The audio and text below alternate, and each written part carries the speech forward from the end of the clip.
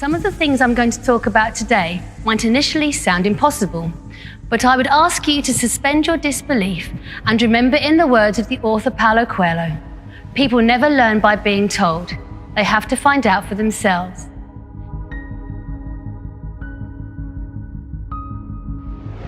That whilst life throws many events our way, some positive, some challenging, we have within ourselves the power and possibility to create an environment that enhances the probability of these fortunate events that make our lives a little more plain sailing and a lot more fun. I would like you to consider that we live in a vibrational universe.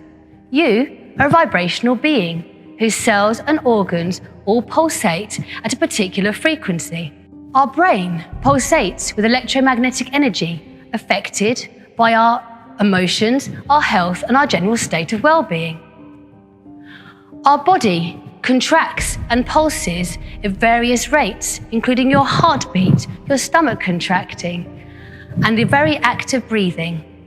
Together, they make up you, a composite of frequencies, and so we each vibrate to our own personal tune. Disease, depression, negative behaviour patterns, these are all symptoms of a body and mind being out of tune, quite literally. Not only do our bodies vibrate on a cellular level, these vibrations do not end with the skin, but instead continue out into space on a vibratory continuum, being connected by an energy field or a matrix of waves. Nikola Tesla said, if you want to find the secret of the universe, you need to think in terms of energy, frequency, and vibration.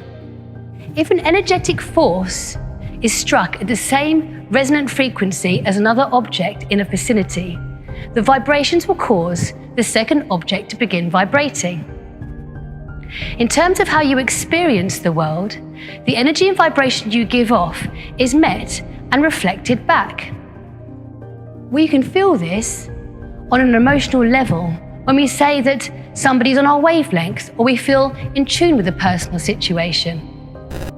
Why is this important? Well, if your internal vibration is one of anxiety, depression, anger, the life experience that you have may very well provide you with people and situations that reflect this back at you, thereby reinforcing the feeling and so creating a circuitous negative experience of life. Therefore, if we can raise and enhance our internal vibration, we can create a situation that reflects back a more positive experience of life.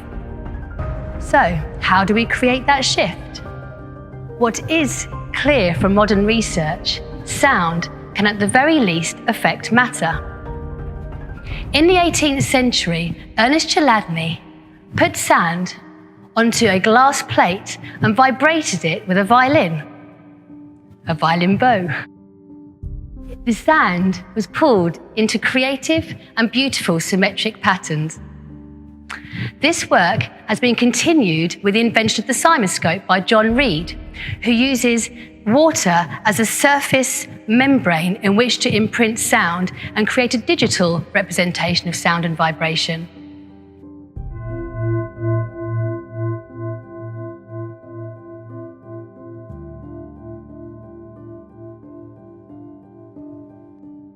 Through the study of microcymatics and sonocytology, we are now able to hear the difference between a healthy and unhealthy cell. According to Gardner Snook of Manchester University, the difference between a healthy cell and a cancerous cell is like two very large orchestras all playing their instruments at the same time. But in the cancerous orchestra, the tuba is horribly out of tune. You can hear the difference between the healthy pulsations of a yeast cell and the high-pitched frequency of one that is stressed. Notice the distortions as represented on the cymoscope of the one that is stressed.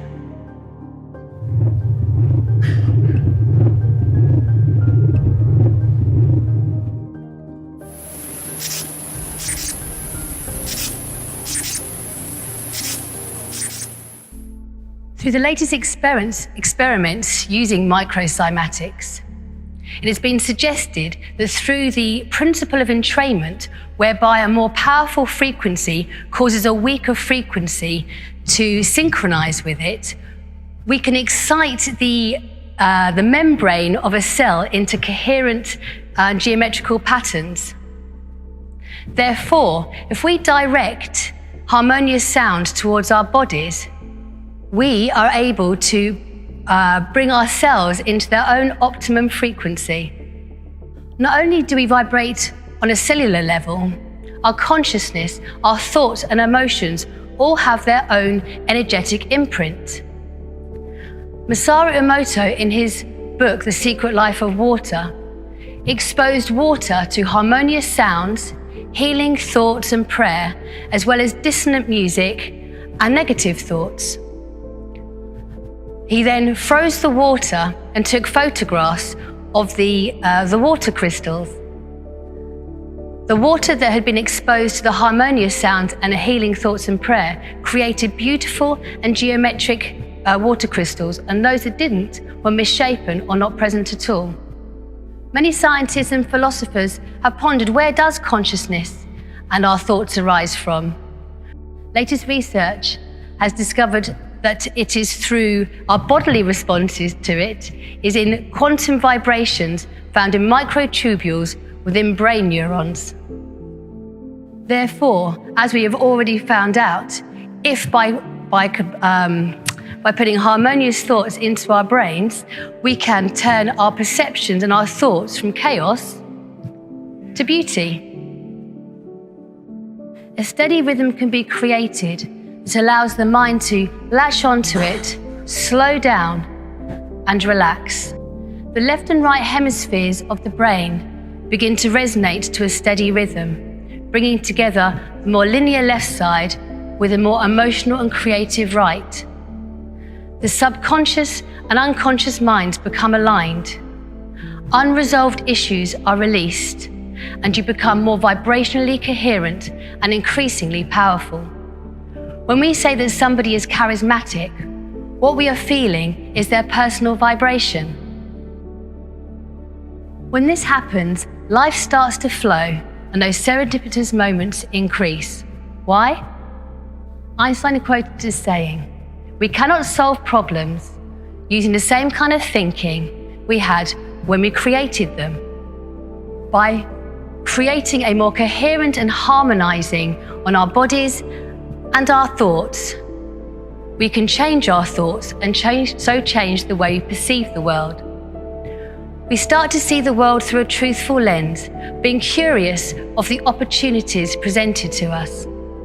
We respond creatively to situations, taking action that perhaps others might not, and perhaps we have not done in the past. It is at this moment, those serendipitous moments that seem so random and elusive, start to become more frequent and expected. Because not only are we tuned into a more enjoyable radio station, we become less passive and more active at steering our course, whereby we can live a life more expansive and increasingly joy-filled.